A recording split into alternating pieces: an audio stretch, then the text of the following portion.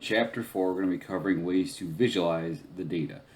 Simply put, a proper analysis of a large quantity of information can result in thousands upon thousands of words to be written in order to discuss all the intricacies and the information that you have and convey all of those points to the users of your information.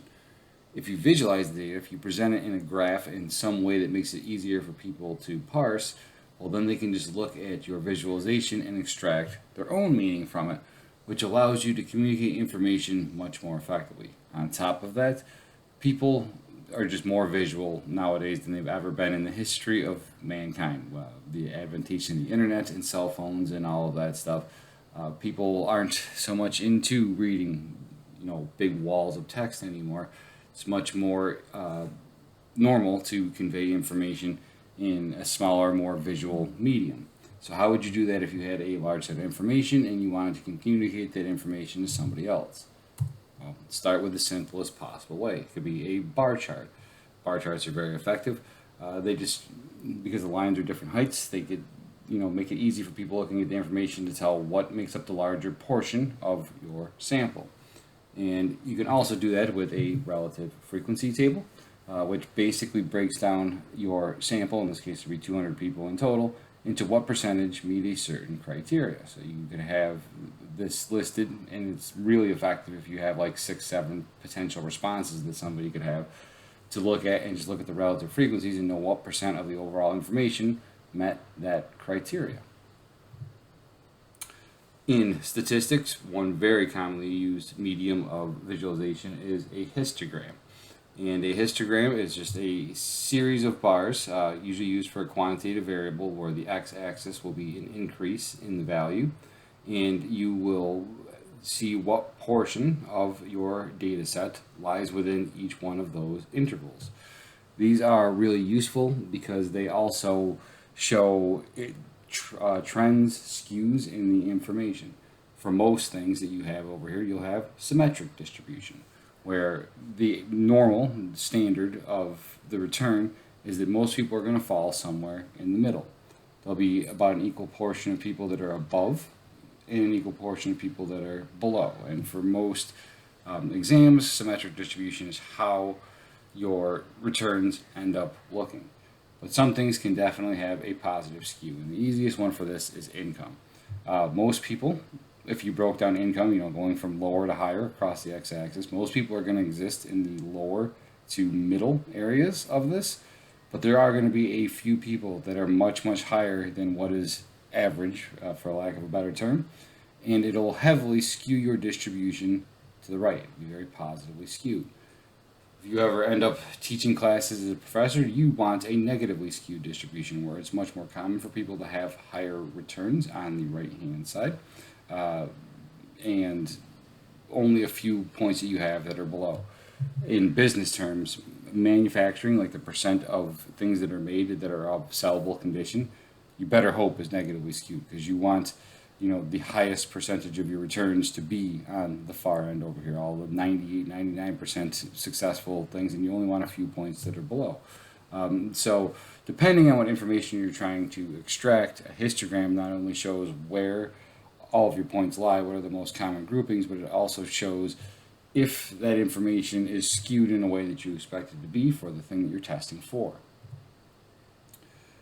Another histogram right here that they have is people's income from a sample of people over here, and it just reinforces all my points. This relative frequency table shows you where the percent of our sample lies. Since this is in thousands, like 2/3 of our sample is making between $50,000 and $100,000 a year, with very few people that are up above. And visualizing that information, is definitely showing right here that there's a very positive skew to this. Most people exist on the lower end, though there are a few returns that are much, much higher.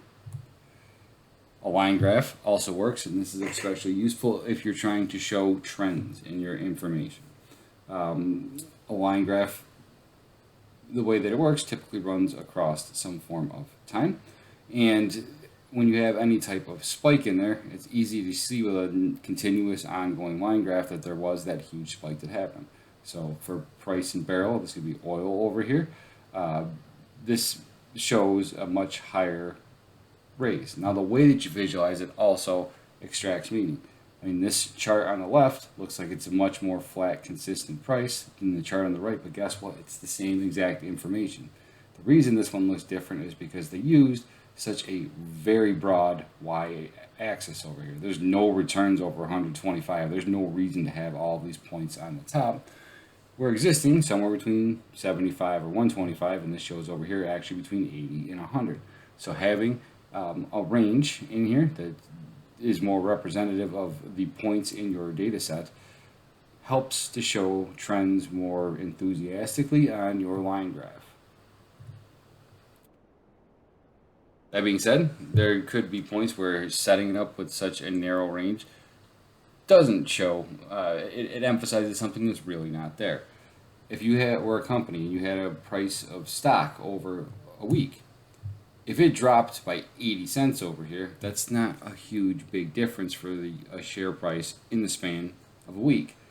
So this over here, this visualization, to me, shows that the stock price, yes, it went down, but I mean, it didn't go down astronomically. It's fairly consistent to what the stock price has been. Whereas setting your range up so narrow over here makes it look like there was a huge drop when there actually wasn't. So what do you use as a spread for your information? It all depends on the point you're trying to get across. What seems the most correct to the point that you're trying to make with the visualization. Back here, if you're trying to say, hey, the price of gasoline is getting out of control, this chart makes way more sense than this chart. Whereas over here, if you're trying to reinforce to the shareholders of your company that, yeah, you had a down week, but it wasn't, a catastrophically everybody needs to sell type of week, this chart over here makes much more sense than this chart. A stacked bar chart is another way that's really great to break down visualization, especially if you have a bunch of groupings in here that logically fit into an area by themselves. So over here, we're a retailer, we've got locations in 4 different territories, and our distribution over here shows what percent of people are purchasing within that territory.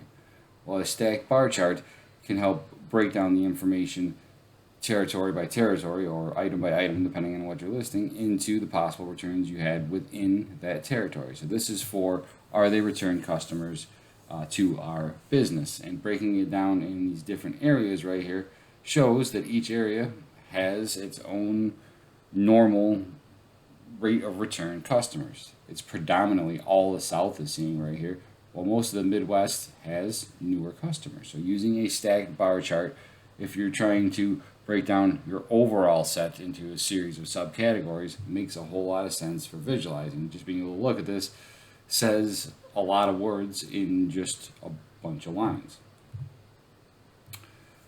A scatter plot is probably one of the most commonly used forms of visualization, and all it does is it shows the relationship between 2 variables to see how is one of these variables, which is going to be your x, affecting the other variable, y.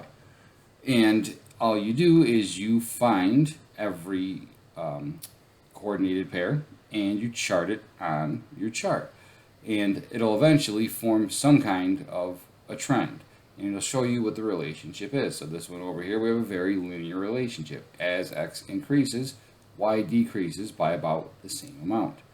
Over here we have a nonlinear relationship. This looks exponential. As x increases, y increases, but it's not a flat, steady rate going across. X causes y to increase very, very little until x really increases, where it causes a much greater increase in y. Returns on investment will typically take this kind of approach. And then some things, they have no relationship. But if you're going to say, that 2 variables interact in one way or another with each other, well, presenting it in a scatter plot is a very good way to visualize that information so people can look at it. They can see, these are usually always the same, what kind of relationship exists between those 2 variables. Over here, we've got another scatter plot, and it shows another benefit of the scatter plot. If you have information that tends to lay in one common area of the scatter plot, the density of the data points that you have showing in that area gets that point across very easily to whoever's using your information. This is the same information that we had earlier about people making purchases, it's a comparison of what somebody's income is versus how much they spent on a purchase from this particular retailer. And we see over here that there is a trend in general going on. That as people make more money, they tend to spend more on purchases. Like there's not a lot of dots down here in the bottom where very rich people are spending very little money. There's not a whole lot of dots over here where people that don't have a lot of money are spending a lot of money on their purchase. There's not a very tight relationship, but there is a relationship between the two. As X increases, Y is also increasing. But the humongous density of dots we have over here show that the vast majority of our customers have income in this range. And in that range, the price that they are spending on purchases, it's the densest down here, somewhere around 400, but it does span all the way from next to nothing up to almost $1,000. So just all those words I said would have taken me paragraphs to write, but we saw that from one simple visualization. There's other forms of visualization. One that gets commonly used as well is a bubble plot. And instead of comparing, it's essentially a scatter plot, but instead of having individual dots to compare two different points, which can gum up the information really bad if you have a lot of points in your data set, a bubble plot applies the same concept, but it uses bubbles where the size of the bubble represents the quantity of your data that lies in that area. So for example, over here we have a bubble plot, which is birth rate versus life expectancy. Birth rate is how fast a population is increasing in a certain area, and life expectancy is how long people live in that territory. Well, the size of these bubbles over here show us that there are a lot of points in our data set for countries that have a relatively low birth rate, but also have a very high life expectancy, whereas over here we only have a few spots where birth rate tends to be higher, but life expectancy is lower. If this was a typical scatter plot, we might have just a red block over here of dots because so many places exist in here. Using a bubble plot will clean up that scatter plot and make it much more easily doable for the people looking at your information to get meaning out of your scatter plot.